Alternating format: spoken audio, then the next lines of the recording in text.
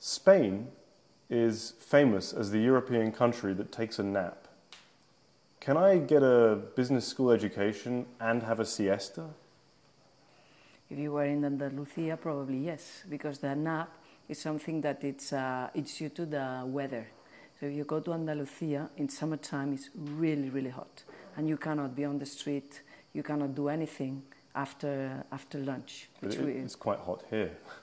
But we don't have students at that time, in summertime. But the classes run every day 9:30 to 2:30. So is there a siesta at 2:30? Not at all. What happens at 2:30? At 2:30 after lunch, no? Because they finish lunch at 2:30, then they have the activities, what we call the out-of-class activities. They join the clubs, they go to the labs, they do language, Spanish languages.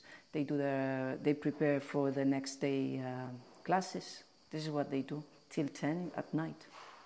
So it's a long day? Very long day. And if I don't live in the local area, I also have to travel to get here? There's a metro that goes from Barcelona to Sant Cugat. This is where we have the campus. And it's a metro that goes continuously the whole day. But do I need a bicycle to get from the metro to the school? You could get a bicycle, but because it's, as you've seen, a very nice weather in Barcelona, some of them, they just rent bikes, the motorbikes. Mm-hmm. So they come, there's a winding road from Barcelona, and they come every day. What's the fatality rate?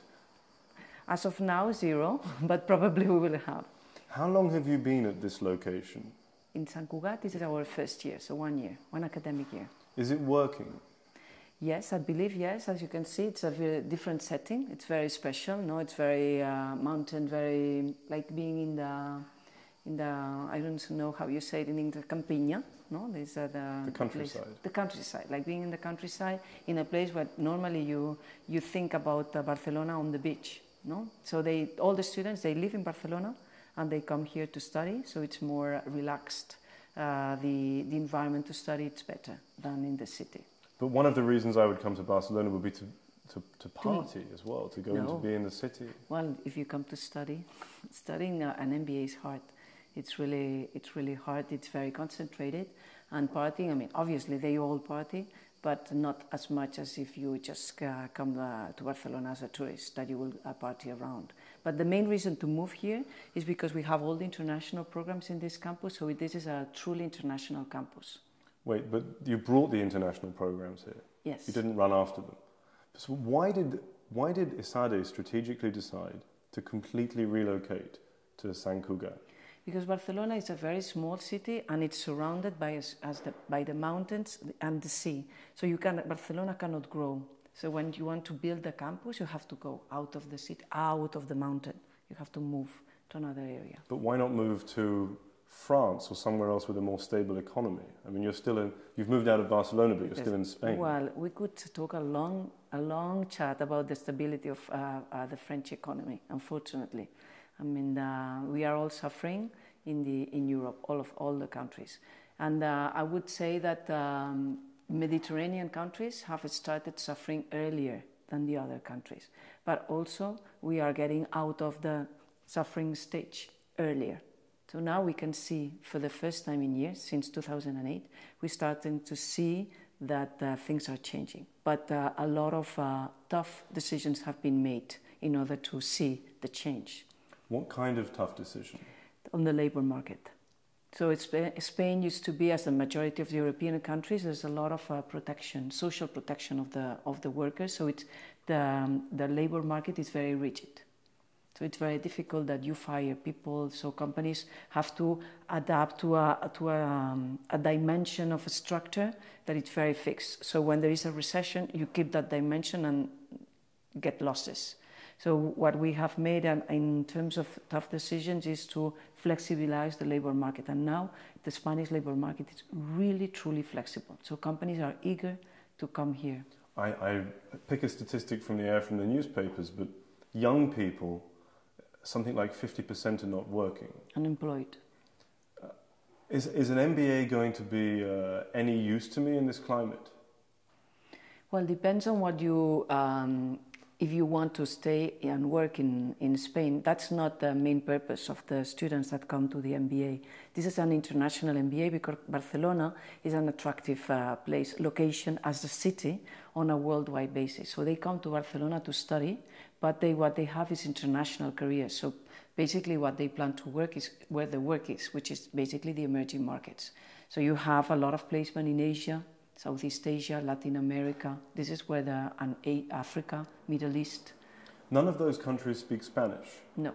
So why would I come into an MBA in a Spanish-speaking country when I won't take that Spanish with me to the next job in the emerging market? Well, that's my opinion, and what we have seen talking to students and recruiters is what we have is an international MBA, so it's entirely taught in English.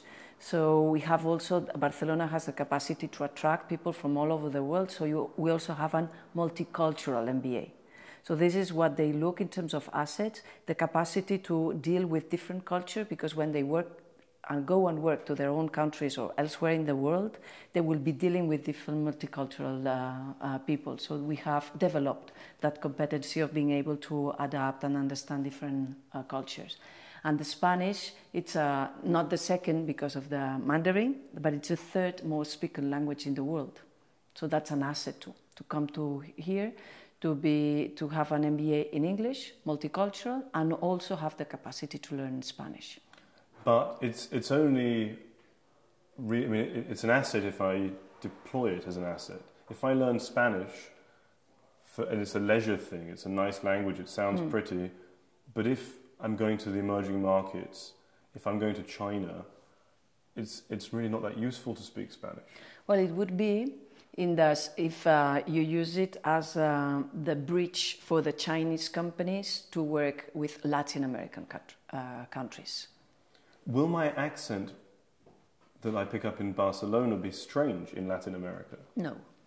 No, it's like the neutral English, no? It's like we have a neutral language. And Catalan, is that any use outside of Catalonia? I don't believe so, because I'm Catalan, and I speak Catalan to my children, and I'm really proud and happy to have that different language, but it's just family and region, it's not for businesses. ESADE left the center of Barcelona to come to this Creapolis. ESA has stayed in Barcelona. Clearly they think differently about where the future of Spain lies.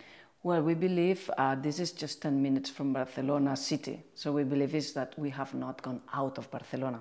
So we moved because of Creapolis.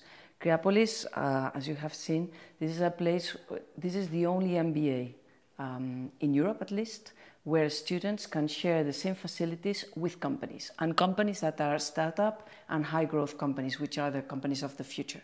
So we believe that was an added value, that only the balanced was to take a metro to come here for 10 minutes. So we believe that was worth it. Do I need an MBA to work in a startup? You don't. It's like we say, it's necessary, but it's not sufficient. That's unfortunately, this is what it has ended up being an MBA. The startups, what they have is they have chances of being successful or not. You never know. If you hire MBAs or if you have an MBA, you are more prepared, so you can improve and increase the chances of being successful. But it's not sufficient. It will cost me more as a business to hire an MBA graduate. The MBA graduate will expect a higher salary. Can startups really pay MBA salaries? No, not at all. And I believe that is changing. That is changing is because that is absolutely true what you say for the traditional placement. That is investment banking, consulting, rotational programs within industry, that they really pay that because they want that type of talent. Startups, as a definition, they don't have cash at the beginning. So you as an MBA, what you are doing is you are betting on a future. Is that now the pillar is I have less money now, but I will have more in the future. So it's a different proposition. It's like investing. I'm a finance, so it's like investing in a mature company, no? That you get the value, the dividends, or investing in a growing company that you don't get as much now, but you are betting on the future that you will get much more. So it's the same for placement. in MBAs. This is what we call the traditional placement, and startups and high growth companies will be the non-traditional placement. But it's a double risk because I'm going to lose a year of my working life to study the MBA full time. I'm going to pay almost 60,000 euros, and then I'm going to work in a startup and I'm going to get paid less than I'm worth because it's a startup. So do I need to have a lot of money before I go on this path? Well, you have to plan it financially. There are financial instruments that help you, such as loans, where you don't have to repay it immediately after you finish your MBA. You have a certain period to repay it. I mean, you have to plan it. But we're talking about, I mean, if I want to start a family, for example, surely it would be attractive to get a placement in one of those traditional investment banking type programs where I'm guaranteed a certain high salary. That's a matter of risk. It's a personality, whether you're risk averse or risk lover. If you take more risk, you have more chances to obtain more return. If you take less risk, you have less chances. So it's just a matter of personality. But there's being risky and there's being stupid. And to spend 60,000 euros and then work in startups, I can't imagine what financial instrument I'd have to get my hands on to have that 120,000 euros for the next couple of years. Well, as I mentioned, it's a matter of planning. If you really believe that this is what you want to do, you start planning in advance. And you just save the money in advance. There are people that are very focused. In general, MBAs are really focused. They know that they want to do the MBA really early in their careers. But if I was thinking about a loan of 100,000 euros for the next 2 years, and I'm an entrepreneur, I could either do the MBA and then start, but why not put the whole lot now and start my business?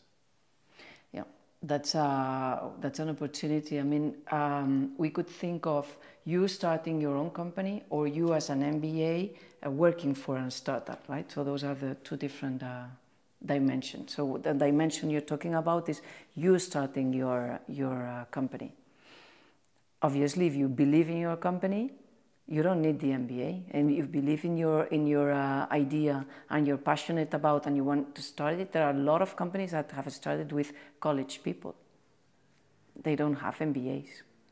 I think what would help me understand is, it sounds like there's an emerging profile, a new kind of MBA graduate who doesn't just slot into the big four and the consulting firms, but going into startups is a bit vague as well.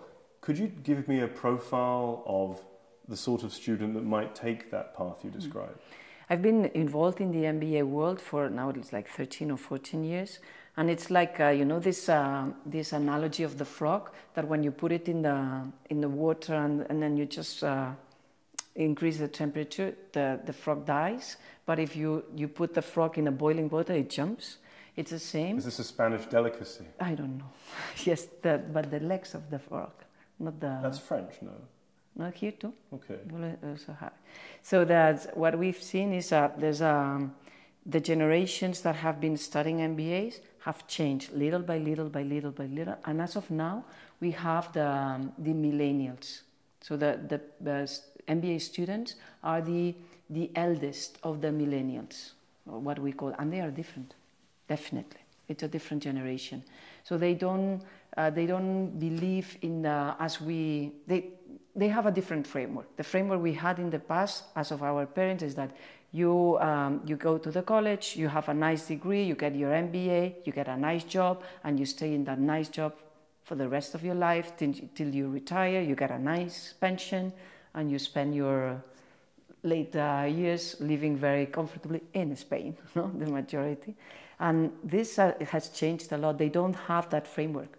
That doesn't mean that if you go to college and you have your MBA, you will have a job forever, because that doesn't work that way. So they think differently, and they want to control their lives, and they know that the control of their lives will not come from working in the traditional established companies, and probably they will control their life if they have their own company. So this is what the changes that I see. But then why in this day and age do an MBA? An MBA is something that used to be for engineers to become managers.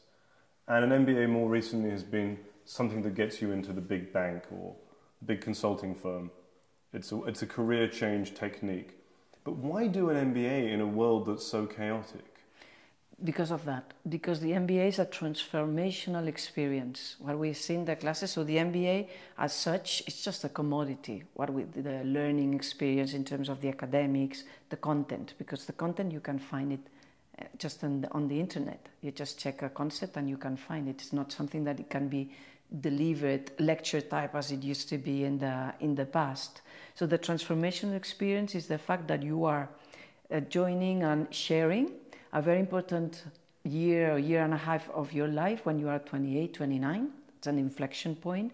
And you are sharing this very important year in very concentrated, lot of hours, as we mentioned before, with people like you.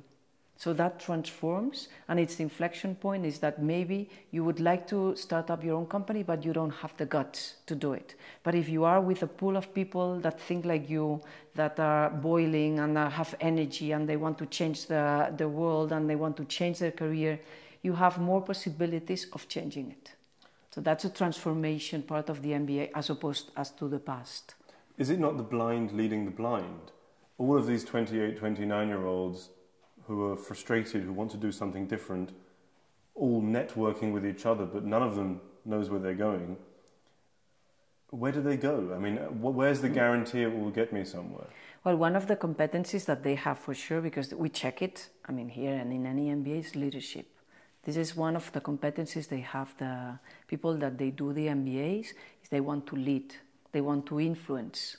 So it's not that they are just there to try to figure out what to do with their lives. Is they want to take the lead of their lives and the companies, organizations, communities, anything that they want to be involved in. Does that mean someone who wants to be a leader is normally an egomaniac, demagogue? Well, that's a type of leader, no? That will be very outdated, I would say. The leader of the future is not like that. It's more collaborative, looking into the alliances, the network. And as you see, these millennials, they share their information, they share their lives, and they generate a lot of alliances among themselves in order to obtain the results. And it's a different type of leader. On the prospectus for ESADE, there's something about leaderless teams. When you're in the MBA, there are leaderless teams. What does that mean? Well, we believe in the team workers. So in order to generate that, develop that competency, being able to work within teams, sharing the same objective, and within multicultural teams. So from different places that have different value systems. So it's difficult to adapt and to obtain the results with efficiency. So the leaderless means that we do not assign a leader from the program, as you have it in other schools, basically that they use the case method. They pre-assigned a leader. So you are assigned the leader of your team. We don't. We believe that the leader has to come naturally. And it can come naturally in the different disciplines. So if you could be the leader of the marketing project, but you are probably not going to be the leader in the finance project. Are the leaders more often men or women? No, not necessarily. What happens is that the percentage of female MBA students is much lower. So naturally, in terms of percentages, there are more male leaders. See, in this leaderless environment, it's exciting. It's flat in the beginning, and the merit will rise.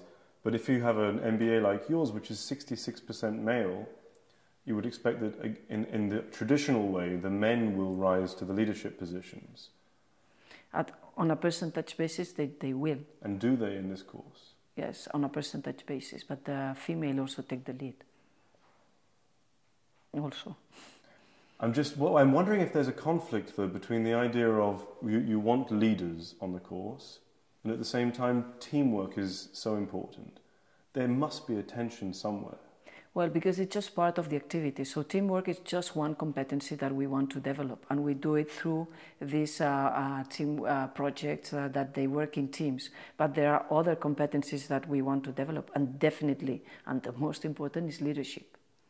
But actually, so it's other type of activities. Spending too much time in teams, being nice to people, being sensitive, actually might make me a bad leader, because I'm not focused on the objective? No. It's they have to be results oriented. So at the end, there is a takeaway. There's an output that the group has to present. There's a deadline, and they have to. And somebody takes the lead at the end in order to make sure that the takeaway is presented at the appropriate time, because they are graded with the group work. Tell me about the 3 labs. Are they mutually exclusive? No, it's the opposite. We have the Entrepreneurship and Innovation Lab, the Family Business Lab, and the Finance Lab. So the most traditional, let's say, it would be the Finance Lab. The main objective is to improve the employability of the students that want to go into the finance institutions. So that will be the most traditional.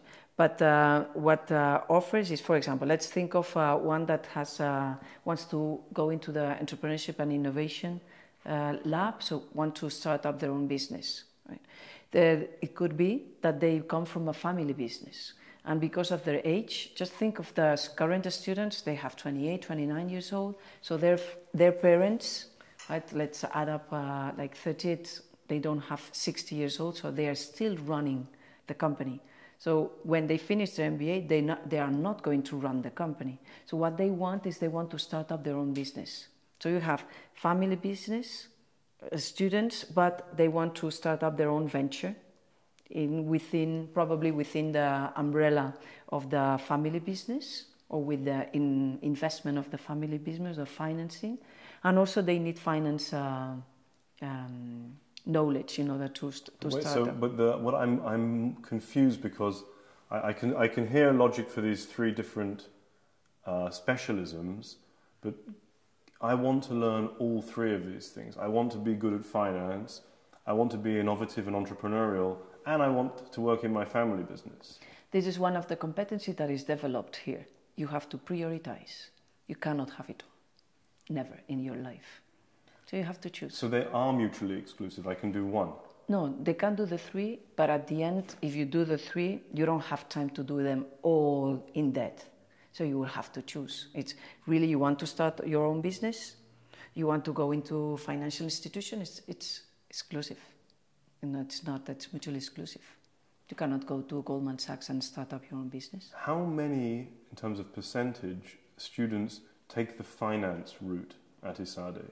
As of now, it's around 20-25%. So are they the boring ones of the group? No, I'm a finance professor, and I believe we are fascinating. But in terms of... and they are really funny. But in terms of going into a job, if you do the finance, you're probably trying to get into a big company. But the school, as you describe it, is more and more set up towards enterprise, going into a startup or your own company. So the 25% who take the finance route are the most traditional, the most old-fashioned. The most traditional in terms of placement. Now, You're absolutely right in terms of placement. That will be as well as consulting or rotational programs in industry. This is very traditional. So let's say, for the sake of argument, the 75% who want to do startups and family business, the Creapolis setup is amazing for them, and this makes sense. But for the 25% who are interested in the traditional career, would ESADE make as much sense? Yes, it's like working if you want to work in a company, right? You look at the culture of the company, whether it matches with your personality. ESADE and ESADE is the same. If you want to pursue a financial career, you could probably you go to ESADE, you go there and you say, this is the place where I want to study. You want to pursue a financial career and you come to ESADE and say, this is the place where I want to study. Because the culture is very different. It's very different. But it's just matching. It's just like working in Apple or Dell. It's the same industry, but the culture is very different. So it's the culture that matches with you. What is the difference? Well, that's again, it's a very soft, no, because cultural differences are soft. This is what our background is more from the Jesuit side, and their background is from the Opus Dei side. So it's more flexible here. It's between doing that and that. Exactly. So it's more flexible, more looking for your own interests individually. So there are more an individual as part of the community. Where in ES is more conservative. So when you go into the building, you can see even the infrastructure gives you an insight of the culture.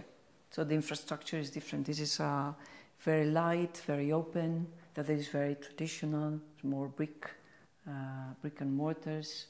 So it's a different style. What if I decide that my goal is finance? I want to work Goldman Sachs. It would be nice to have a year in Barcelona. I realize I may not stay in Spain. I mentioned the economy is having a bit of a... No, probably Goldman Sachs will hire you to work in London or New York or Zurich. Those are the financial centers that they hire. So I want to work at Goldman Sachs in a year and a half's time. And I have two options in Barcelona. I have ESADE and ESADE. And I don't really care about the architecture. I just want to go to the best place so I can go to Goldman Sachs. Where should I go? But you care about the year you're going to spend and the people you're going to, that will be your network, and a very important network. And the type of people are different. Well, actually, that will be your decision, will be in whether it matches with you and your personality. What kind of finance person or finance orientated person would want the ESADE network and not the ESE network? Just as I mentioned, it's personalities. It's very difficult. So it's people that are more easygoing, I would say, more flexible, that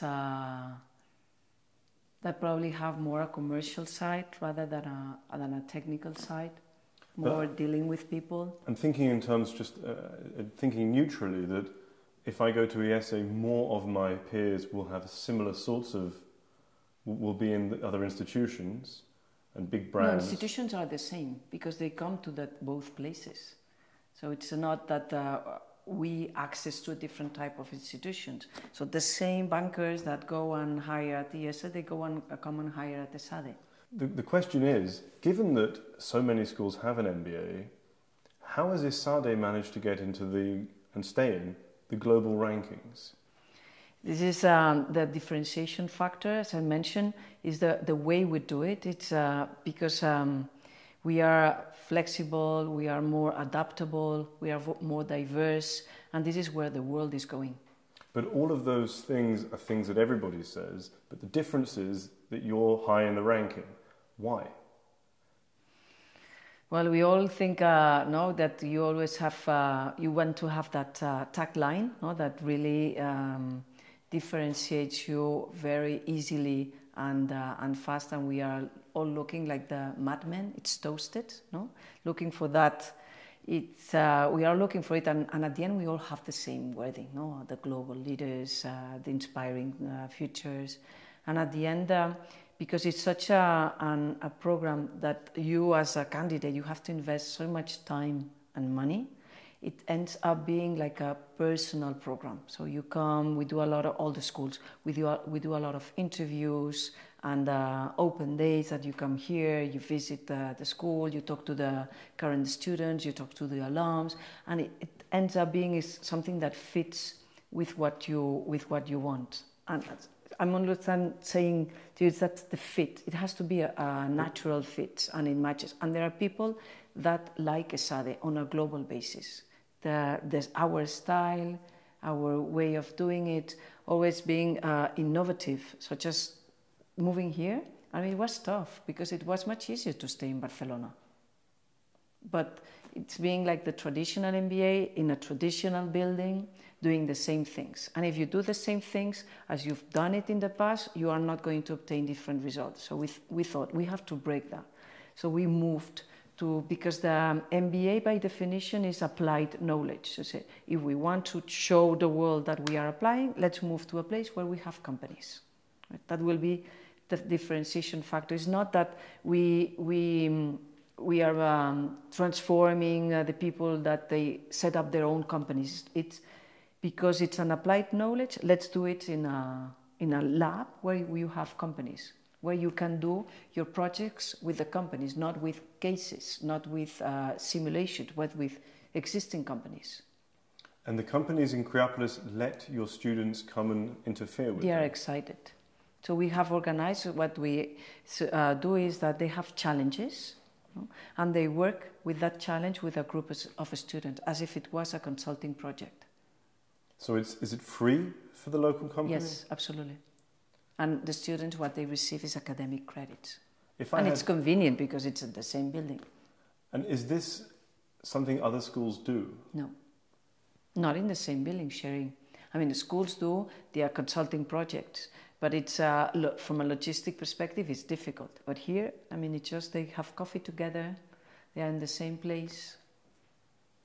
And ESADE must have taken quite a risk in this change of strategy. And it's quite early to tell if it worked. How will you check or measure if the strategy succeeded? Well, the indicators, basically, there will be the capacity to attract the students, how well we are able to place them, traditional and non-traditional, and the number of successful students that we will have. And by success, we look at it from a more integrative perspective than rather the salary. That I believe that just looking at success and just measuring the success by the salary that you get, it's very naive in the world that we are living and the type of people. I mean, it's not everything is money. Money is important, but there are other things that also apply. So by successful, we believe is that having the capacity to be able to have a good life, as well as be happy with the project they have started. That's what we believe by successful. But it is, you're a finance professor, so you deal with investments. It is still a nerve-making thing. It's nervous that I'm going to invest a lot of money, and it's not about salary in the end. I'm going to invest money, I'm going to invest time, and I'm hearing that salary is not important. It's not only about salary. I wouldn't say it's not important, because you have to repay a loan, you've made an investment, and there has to be a financial return, obviously. But it's not only financial return. So it's that, like in finance, we are moving from the way we look at companies just from a financial perspective, financial indicators, and then now you have the integrative way of looking at companies. There are many things that you have to look at companies. Same for us as individuals. It's not only the finance, no? There will be other pillars of your life that are going to be important to you. There will be, and I'm 28 or 29 applying for the program, and I'm doing an MBA because I want to succeed, and succeed basically means to make money.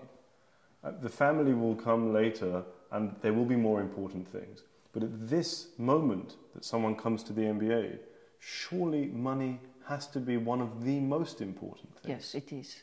That's why it's the most important pillar. That's why we have a career service. And it's as important as a program service. The career people, the number of people that we have, and the amount of time that we devote to that, it's truly important, because it's the variable that determines the decision, obviously. It's a huge investment.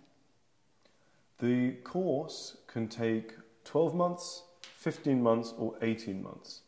Why would anybody, a serious business person, want to spend more time in the class? Because they enjoy it. Once they are here, they want to live the experience, because it's the experience part.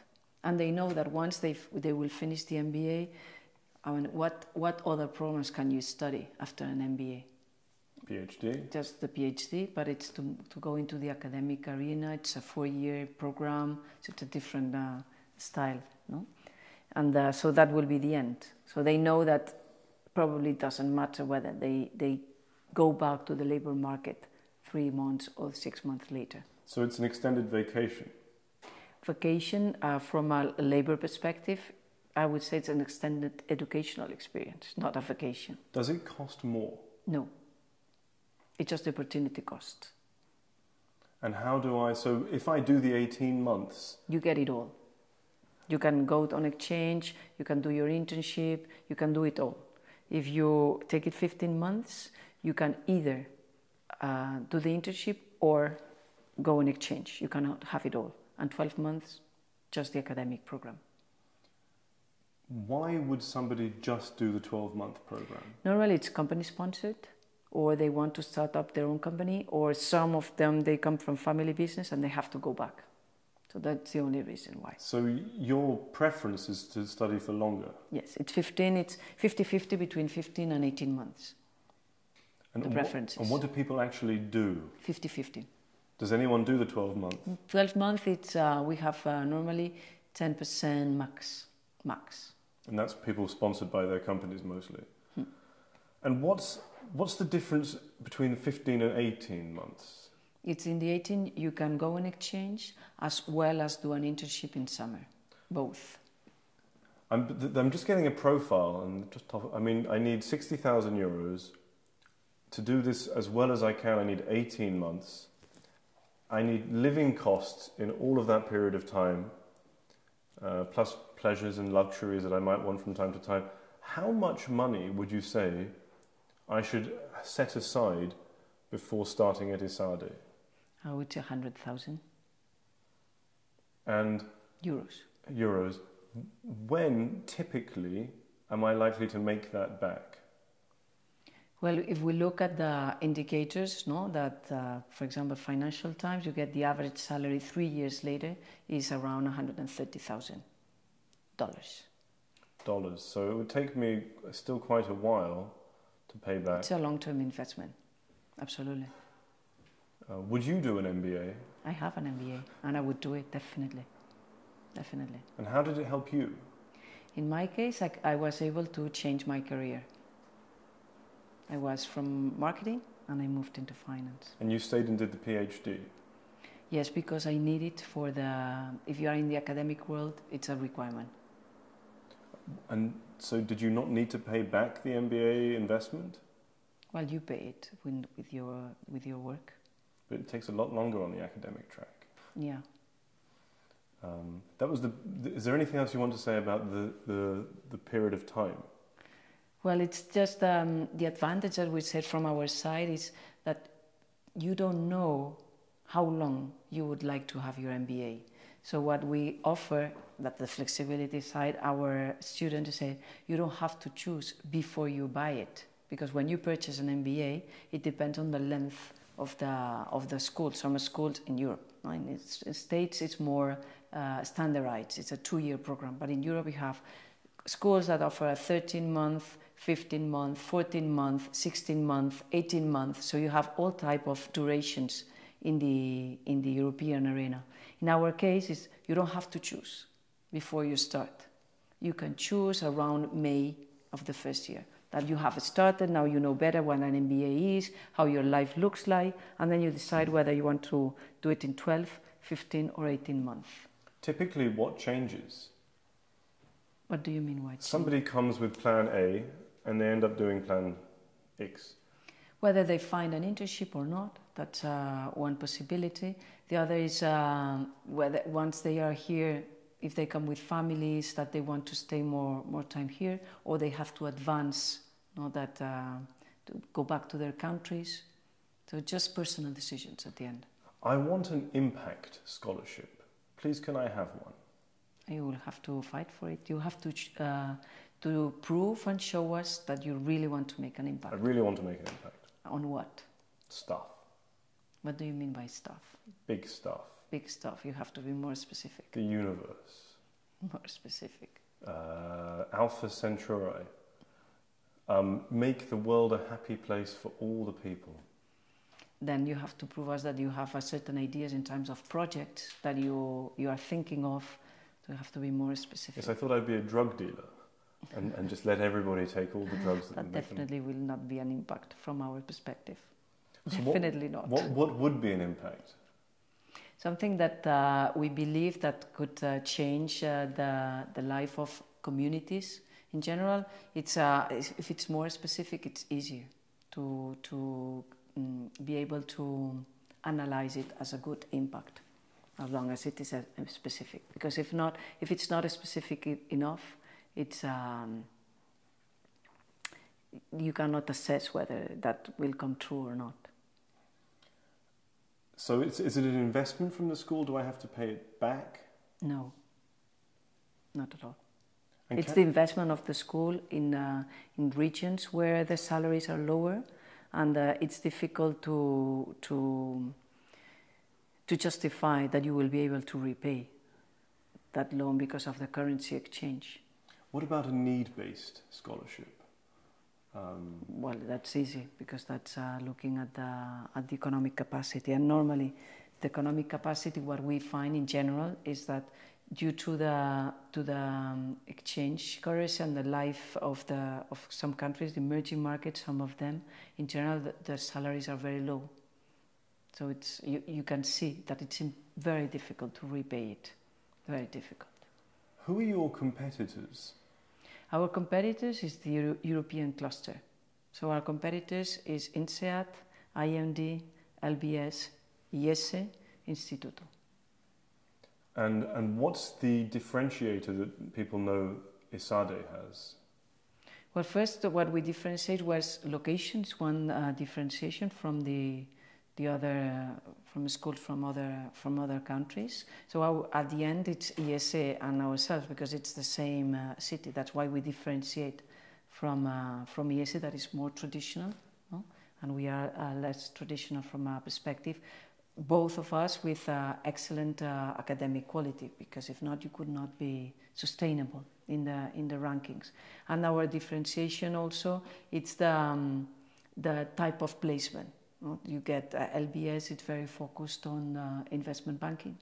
INSEAD is very focused on consulting. IMD is very focused on the industry. So we have found the focus more on the capacity to be more industry and startup. This is our differentiator. And how will you continue to deliver on that? What I mean, clearly having the Creopolis campus is a very concrete proof that that's what you do. But you'll be judged on your results. What kind of results will matter? Well, as I mentioned before, is the capacity to attract candidates, so that the applications are increasing. So that's we're going to measure that, and that would be obtained as long as we can offer something that is valuable. And we believe that having an international campus in Barcelona is something that is valuable. But this is a differentiator for getting students. Is there a differentiator in the mind of employers?